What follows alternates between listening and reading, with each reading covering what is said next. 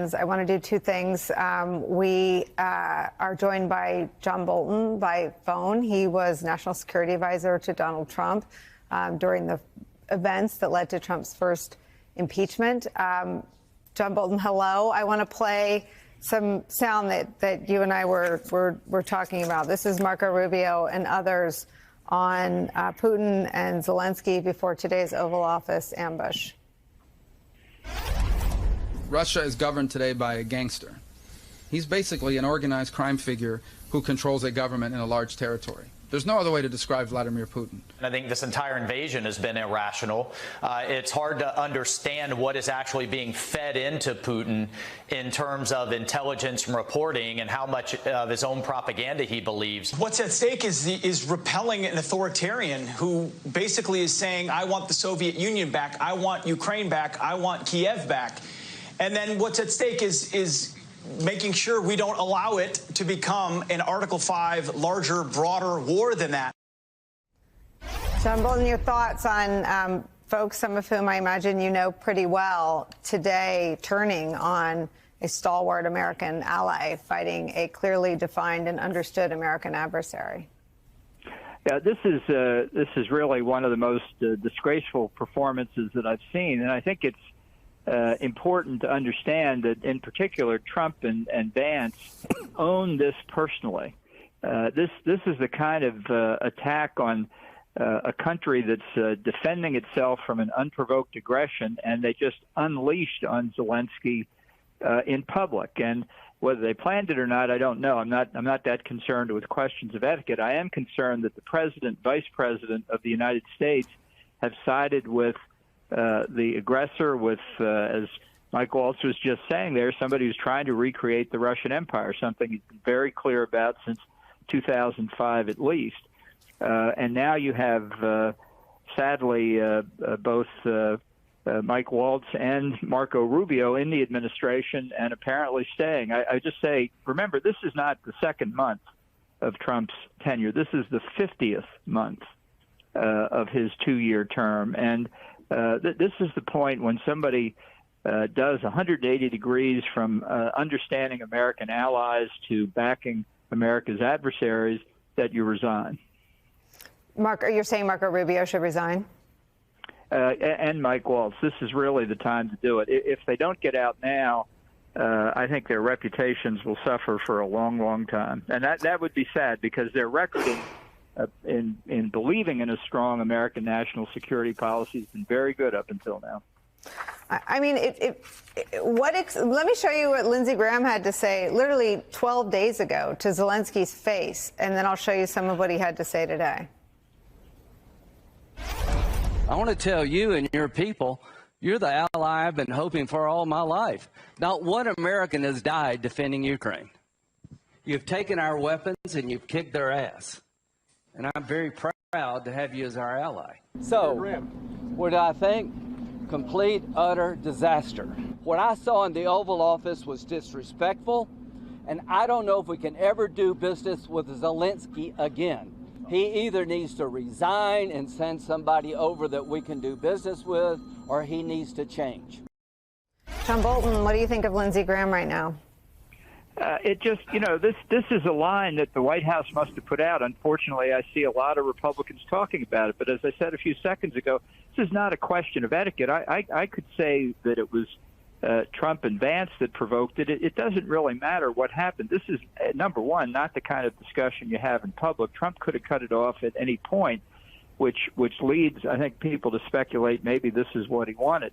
In World War II, neither Franklin Roosevelt nor Winston Churchill were terribly enamored of Charles de Gaulle for good and sufficient reason, but he was the leader of the Free French, and against the Nazi regime in Germany, he was our ally. In this case, it is Zelensky who is standing up for a country that only is asking for its independence and freedom to be preserved. Trump has said Zelensky is a dictator who provoked the war. It's an alternative universe. What you heard from Trump and Vance today was advancing the Russian position in these negotiations. I want to see if John Brennan agrees with you. I'm going to go out on a limb and guess this might be an instance in which that is the case, John Brennan. I've been agreeing with John Bolton regularly over the past several years because I think he saw up close and personal the damage and the danger that Donald Trump presents to our national security. It is clear from today's events that either Trump and Vance are ignorant of world history or are intentionally ignoring it. And their naivete when it comes to Russia and their amateurish attitude in terms of diplomacy, it really just worries me. And I think it worries John Bolton. It worries a lot of people who have worked over the years to try to keep this country strong, safe, and prosperous. But Donald Trump looks at the world through a very transactional, mercantilist prism. And I fear what he's doing is carving up the world into spheres of influence. And he's basically saying to Vladimir Putin, okay, you can have Ukraine. You can have the eastern part of Europe.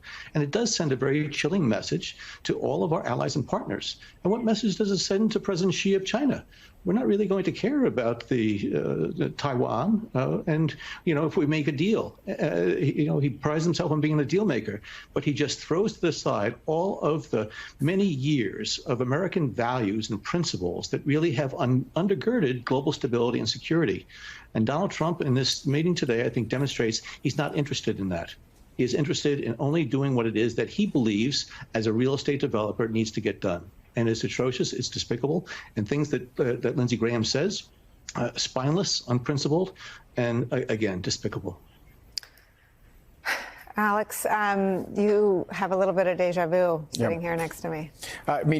First of all, I think that what I saw was maximum ignorance, maximum malice. I think some of the things that have been said by PM Turnbull, that this is about great powers and great powers carving up the world, the U.S. being the most important power in the system, but in the same breath marginalizing ourselves because we're cutting off one of the sources of our power, which is our alliances, both economic and security. And then ignorance on multiple different levels, ignorance on the facts, who started this war, and ignorance on how to solve problems for the United States, how to make the U.S. more secure. It is not by appeasing, it's not by serving Putin's interests, it's by supporting our allies, supporting Zelensky. What we could easily see is a Trump, if he was serving the U.S. interest and making wise decisions, is pushing Putin, who is teetering in certain ways, economically brittle, military taking massive losses, unsustainable for really much, much longer. They could weather another year or so, but putting maximum pressure. And, in this book, I took a look at a case study of 30 years of U.S. relationships with Russia and Ukraine. And it's shocking how many of these things are just being repeated over and over, succumbing to hopes and fears. Hopes that we could do more with Russia. That's what the Russians are dangling in front of Putin and Trump. Unsophisticated actors that can't seem to understand that, don't learn from the first 4 years, and fears what happens if the relationship devolves. And repeating the same mistakes in the poison Kool-Aid stage of mistakes, where we're really wrecking all our relationships.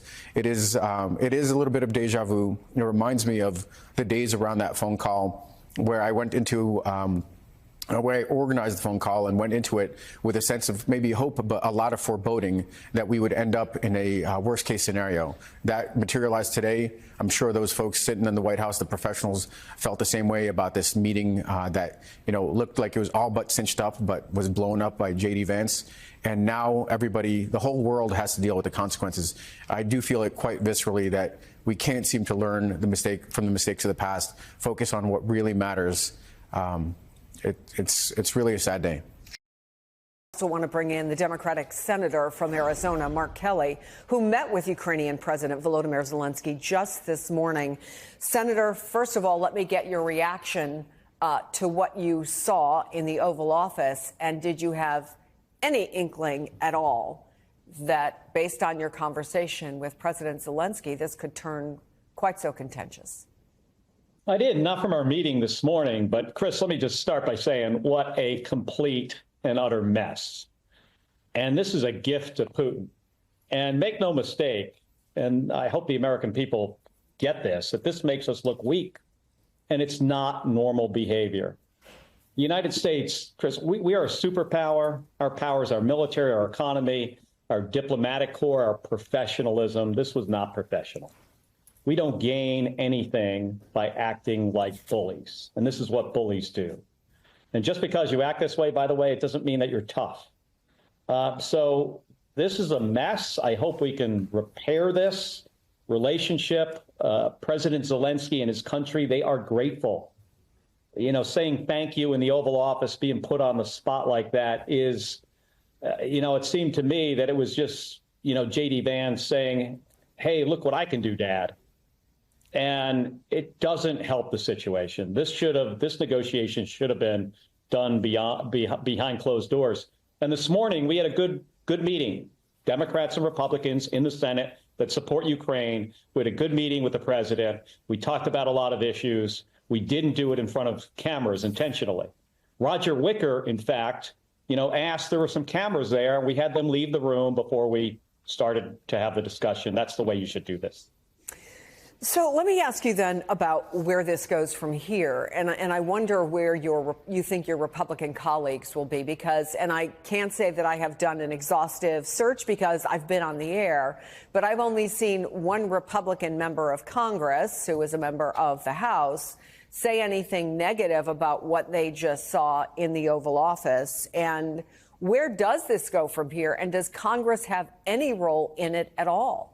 Well, we have a role. I mean, we do our own negotiations. We do our own diplomacy, so to speak.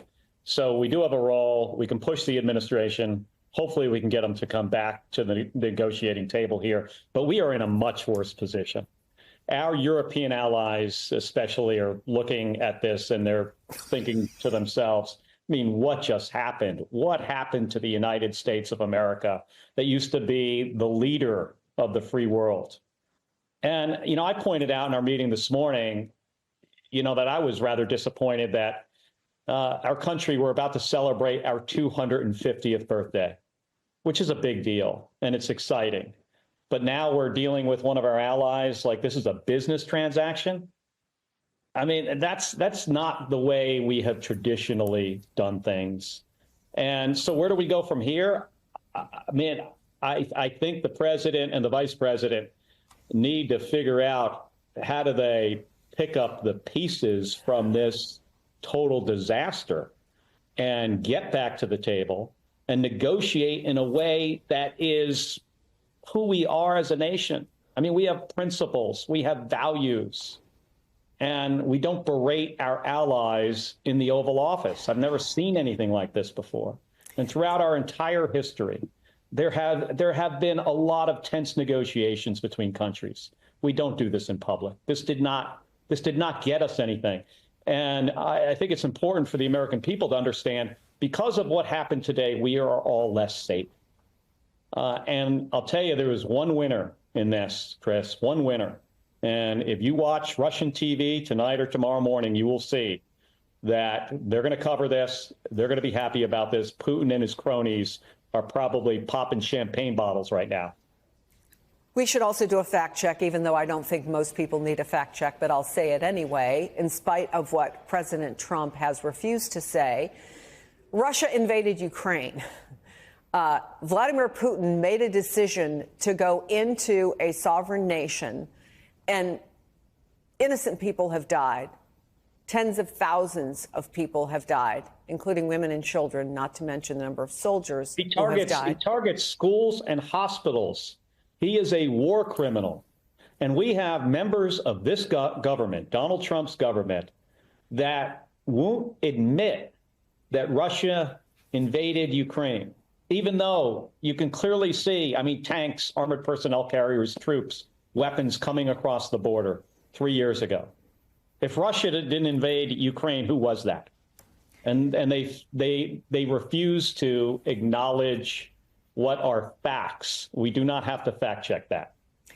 And it is for that reason that the United States has been a staunch ally and has done a lot of work to get our allies together to support Ukraine.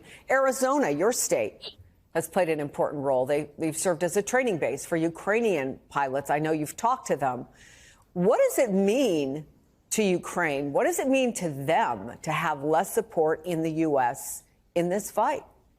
I've met with Ukrainian pilots in this office, one of which is now deceased, flying in combat in the F-16. I've met with them at Davis-Monthan Air Force Base. They are just fighting. They're fighting for their lives, literally. And the reason we're in this is not just to help Ukraine. This is in our own national security best interests. This keeps us safer. Vladimir Putin wants to rebuild the Soviet empire. He has made that very clear. If he looks at what he has done in Ukraine as a positive thing, then we should and can expect him to attack a NATO ally, a Baltic country, maybe Poland. We talked about that with President Zelensky this morning. And if he does that, we have an obligation to defend them. Now, Donald Trump has dismissed our NATO obligation like it's somewhat optional. It is not optional. And having allies keeps us safer. It keeps our economy stronger. And what happened today makes us look weak, and it is making us less safe. Senator, I have new information that is being reported by NBC News, and I want to get your reaction to it. A White House official tells NBC President Trump and U.S. officials asked President Zelensky to leave the White House and that Zelensky is not welcome back today. The official says Zelensky did not walk off on his own and that the Ukrainians were asking U.S. officials for a reset and to continue with the meetings. But again, President Trump and U.S. officials asked him to leave. Your reaction? Well, I saw that. I saw he got kicked out of the White House. President Trump wants to look tough. I mean, this is a guy, remember, this is a guy that avoided military service. You know, said he has bone spurs. So I think he has spent his entire life trying to look tough.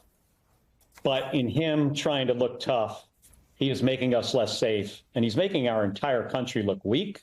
And who is the winner? It is Vladimir Putin. It is a war criminal who's intentionally killing women and children and old people, targeting hospitals, targeting schools, a guy who should be in jail. He's the winner today. And when President Zelensky asks for a reset, that's 100% what you should do. You should get back in the room with the cameras turned off, in private, have a discussion about this. You know, maybe you take a break for a few minutes, regain your composure. Maybe you leave J.D. Vance outside of the room. You know, I didn't see our Secretary of State should have been involved, you know, in this conversation. I voted for him. Our fellow senators, we have a lot of confidence in him. I want to hear his voice in this conversation. We put him there for a reason. You know, he has traveled around the world. I know him well. We need other people standing up to when this administration, speaking truth to power, when they do dumb things, we need people in the administration speaking out against it. So I'm disappointed, you know, that they kicked Zelensky out of the building. That is not productive. You know, they could have spent the entire afternoon trying to work something out. You know, Zelensky's probably on his way to an airplane now, and who knows, you know, when the reset button is going to get hit here. But you know, if we don't resolve this conflict, Russia is going to continue to murder Ukrainians. They're going to, over time, with the help of now the North Koreans, they're going to claim more territory. This is going to be a harder issue to resolve. It's going to be harder to get to peace if it waits. I want this conflict to end, but I want it to end in the right way and not on the side of the Russians. I mean, if it almost feels like we've almost fully switched sides here. That's not who we are as a nation, Chris. Treasury official and Morning Joe economic analyst Steve Rattner with charts on Ukrainian aid. So, Steve, this is something that we've been focused on for the last several days. Donald Trump throwing around that number of $350 billion. What do the numbers really look like? He talks about $350 billion. You guys correct him every morning, and then he goes back the next day and says the same thing. So I don't know. We'll try some charts and see if that helps. But before I get to that, let me just say something underscoring what I heard earlier at the top of the show. The idea that we are effectively asking our ally, who was attacked, to pay the equivalent of the reparations that we asked Germany to pay in World War I is kind of mind-boggling. We're here to help these people, not get money back. And as the British Prime Minister said, it is not correct to say all of the European money is loans. There may be some loans in there, but most of it, just like us, is aid. But in any event, here are the numbers. Once and for all, maybe Donald Trump will pay attention today. He claims $350 billion. The actual number from the Kiel Institute Impartial Observer is $120 billion. He talks about how Europe only spent $100 billion. Actual number, $138 billion. These are the numbers once and for all as we sit here today. Now let's look at how we're doing compared to other countries, and it's kind of interesting because you do have 3 countries, small countries. They happen to also be close to Moscow. That's not a coincidence. Spending over 2% of their GDP on aid to Ukraine. Then you get to a whole bunch of other countries that are kind of in the rough zone of about half a percentage point of their GDP. Germany a little bit higher than the U.S., France, UK, Italy, and so on. So we are right in the middle of the pack. We are actually number 17. I didn't list all the countries. We are number 17 among the countries providing aid when you measure it against our gross domestic product. And these are also the numbers. So we're not doing anything extraordinary.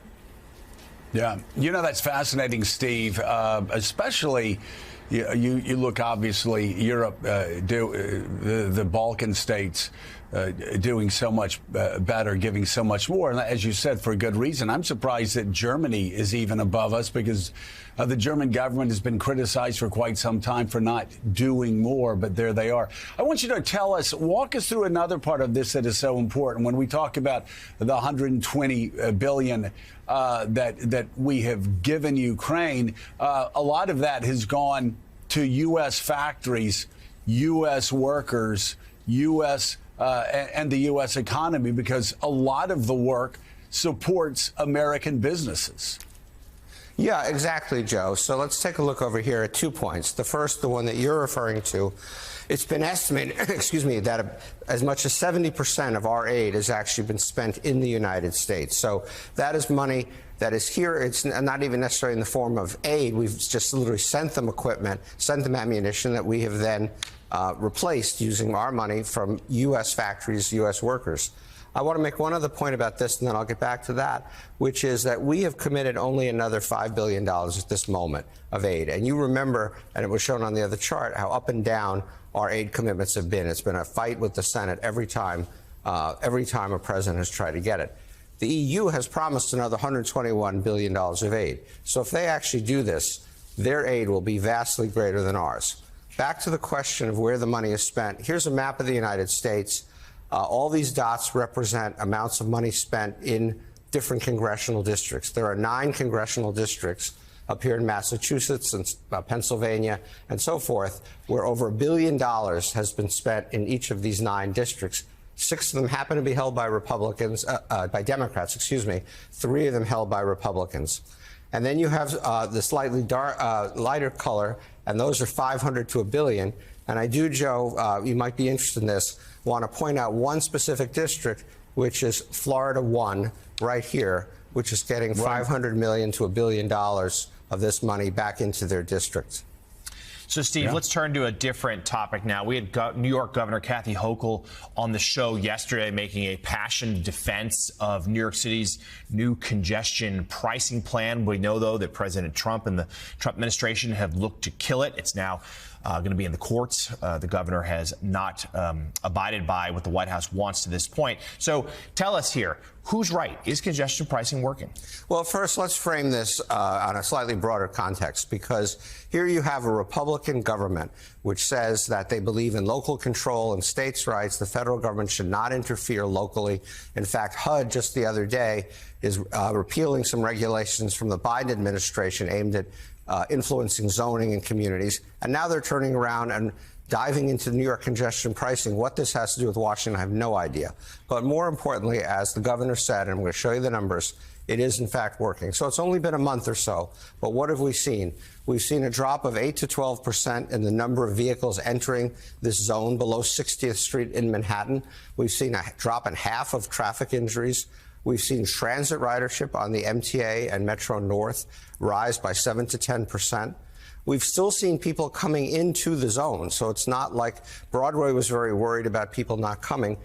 Individual visits by people in the zone is actually up.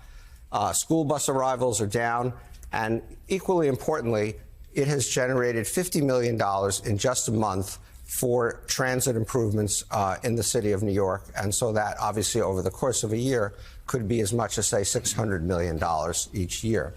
And then you look at travel times. I don't know, some gremlin put these green arrows in, ignore those. But basically, if you look at all the ways into New York, Holland Tunnel from New Jersey down by more than half, Williamsburg Bridge from Brooklyn down by about 30%, Queensboro Bridge from Queens down by about a half, Lincoln Tunnel more than a half, and so on. And I can tell you I've noticed it too, is a significant drop in traffic in New York, which means less pollution, it means fewer cars. It is one of the best things that's happened in New York in a long time. The governor deserves a big shout out for putting this in place in face of a lot of opposition from commuters from New Jersey and all kinds of people. But she did the right thing. And why the administration feels that this is somehow worthy of their attention at all, let alone to fight it, is beyond me. Yeah, and Governor Hochul, as John said, was here yesterday describing her meeting a week ago today at the White House with President Trump. She had those very charts almost, Steve, to make the case for congestion pricing. And you're right, just anecdotally, talking to people who drive cabs and Ubers, people who commute in from New Jersey or Long Island, they say it is improved. The traffic is vastly improved. They don't like paying the toll. Who would? But it's doing its job so far. Morning Joe economic analyst Steve Rattner with some important numbers this morning. Steve, thanks so much.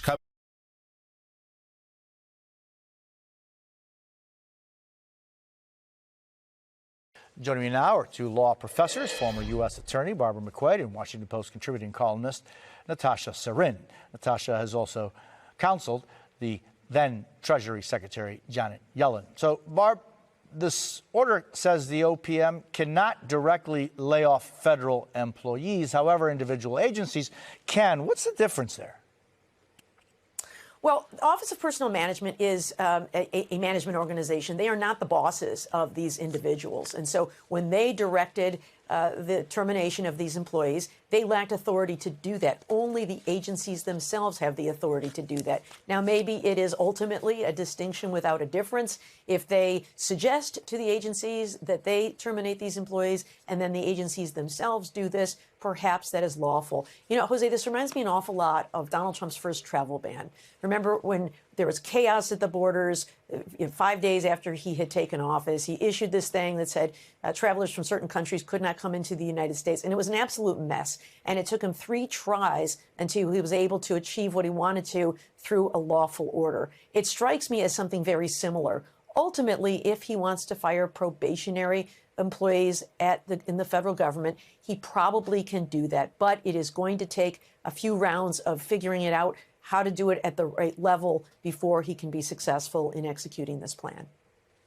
And Natasha, for the first time ever, a DOJ employee is being ordered to provide written discovery and will be deposed. It's in a lawsuit over attempted access to sensitive information, Labor Department systems. How significant is this step toward DOJ transparency? Yeah, I mean, big picture, kind of what is striking about what's happening right now is you have DOJ and you have Elon Musk as kind of this unelected and basically unchecked set of powers in the federal government that are reshaping the government in such meaningful ways. It's around data access. It's around, as Barbara's talking about, these massive sweeping changes to who works in the federal government. It's around whether or not the federal government is going to appropriate dollars that Congress says should go to particular people or to particular countries. And that, all of that is just an incredibly difficult challenge for the challenge is not just whether the government can do this and whether the executive can do this. As Barbara points out, it's how they're doing it and how they're going about this. And you've seen 35+ legal challenges across the country. I suspect many more are to come. Yeah, I mean, this whole issue of the unelected powers, I mean, Elon Musk is put in and chosen by the president of the United States, and those efforts are in his name, right? I mean, but I know that you worked in the Treasury Department. You say there's no legitimate reason DOJ should access federal payment systems if the goal is to cut waste, fraud, and abuse. Why not? I mean, you've heard this from Musk and from Doge that we need access to the pipes of government, these data systems that contain incredibly sensitive information, people's social security numbers. At the IRS, it's people's historical tax returns and all of the information about their interactions with the agency. And the purported claim is that they're trying to get rid of waste, fraud, and abuse in government. Totally reasonable to be concerned about waste, fraud, and abuse. It's just this is not where you go if that is your concern. And giving political actors, not just about the legality of this, the sort of privacy concerns associated with giving political actors this incredibly sensitive information about each and every American, there is real risk to the way that the federal government works and real impacts that are going to happen to households and people when, for example, tax refunds are delayed because of a particular mistake in a particular set of computer code that someone who had no business being in it because they're not trained and don't have the relevant experience doesn't understand, or Social Security payments that don't make their way to households because of those sorts of issues. Natasha, how is it that, I guess, how do you carry out a restructuring of the federal system, if not by going in and finding out where there is possible abuse, fraud, or just misuse of funds? I mean, when was the last time that we all heard about programs, tens of millions of dollars going to programs that maybe, just maybe, would not be the priority of this administration or any other? In other words, if nothing has been done in the past, why not focus on how things are being done now, making sure that there is no trampling of individual rights?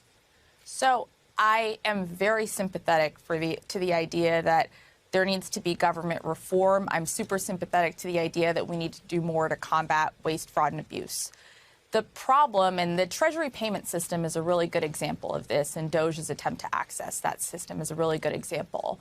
That payment system at Treasury, I worked on payments-related issues in the department for 2 years. I was nowhere near this data system. The reason is that this data system and this infrastructure is incredibly mechanical. It is literally like agencies have told the Treasury and the Bureau of Fiscal Service dollars need to get out to these individuals, to these government contractors, and essentially the Bureau of Fiscal Service is the one cutting the checks. There is no, it's not legal, nor is it proper for the Bureau of Fiscal Service to be the one, nor do they have the information to try to say, oh, am I making the right payments? That is an agency question. And so if you want to go after and try to pursue the ways in which some of these programs might be structured such that people are getting access to funds that they shouldn't be, the relevant thing to do is to be doing that exercise at the agency level. And that's not what's happening with Doge. What they're doing is they're decimating agencies, so they're making it harder to identify cases of fraud. And what they're doing is trying to tell the Bureau of Fiscal Service, don't issue those payments, which is something they frankly have no legal authority to be doing. And Barbara, talk about legal authority and the relevance of, what do you think the relevance are, the courts are in this particular discussion, when it really is the Congress and the executive and the differences and responsibilities they each have? Yeah, such a good point. Congress has the power of the purse. Congress has the power to say, we want to spend money on this thing. And then the president's job is to take care that the laws be faithfully executed by spending the money as described. There's even an anti-impoundment clause in the Constitution that says the president doesn't get to hold all the money. The president is supposed to faithfully distribute the money as Congress has deemed fit. But you ask about the rules of the court, and that is, if the president is not doing his job to faithfully spend the money the way Congress has said he should, then it's the role of the courts to step in, and that's what we're seeing. Defense Secretary Pete Hegseth's recent firing of the top lawyers for the Army, Navy, and Air Force causing alarm among some in the military community. The 3 lawyers fired are known as Judge Advocates General, or JAG, serve in their roles not to give military orders, but to provide legal counsel to military commanders at all levels. Joining us now, the former Secretary of the Air Force, Frank Kendall. He served in that role from 2021 until January of this year. He's got a new piece in the New York Times about President Trump's recent high-level military firings titled, "America Has a Rogue President." Mr. Secretary, thank you for joining us again. I want to get right into your piece. You explain why you find the Trump administration's removal of the military's top JAG so disturbing. In it, you write this, quote, "This is part of a much larger pattern of disrespect, even disdain for the rule of law. We do not need JAG leaders who fit this pattern. Our country is in uncharted territory. We have an administration that is waging war against the rule of law. The evidence is everywhere. We don't yet know how far it will go as it seeks to control, reinterpret, rewrite, ignore, or defy legal constraints, including the Constitution itself. The replacement of the military JAG leadership is one skirmish in that war, but it's time for the American people across the political spectrum to recognize what is happening. America has a rogue president and a rogue administration, and we need to acknowledge that and respond." Mr. Secretary, we had Independent Senator Angus King on this show yesterday, sitting the very seat you're sitting in right now, basically giving the same message, but to his colleagues in Congress, saying it's time to wake up and see what's happening right in front of our eyes. So what is your warning to the military and to the country this morning? Well, Senator King's a good friend, and I'm sure we see this the same way. The Constitution calls for the president to take care that the laws be faithfully executed. That's a fundamental responsibility. And what we're seeing in this case is a president who's taking every opportunity to try to reinterpret the law or defy the law in some cases in order to accomplish his goals.